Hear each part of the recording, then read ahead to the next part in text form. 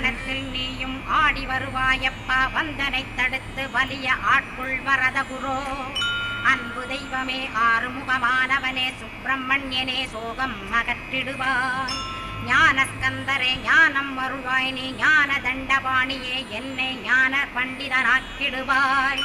அகந்தையலாம் அழித்து அன்பினை ஊட்டிடுவாய் அன்புமயமாக்கி ஆட்கொண்டு வையப்பா அன்பை என் உள்ளத்தில் அசைவின்று நிறுத்திவிடு அன்பையே கண்ணாக ஆக்கி காத்திடுவாய் உள்ளும் புறமும் உன்னருளாம் அன்பையே உறுதியாக நானும் பற்றிட உவந்திடுவாய் எல்லை இல்லாத அன்பே இறைவழி என்றாய் நீ அங்கிங்க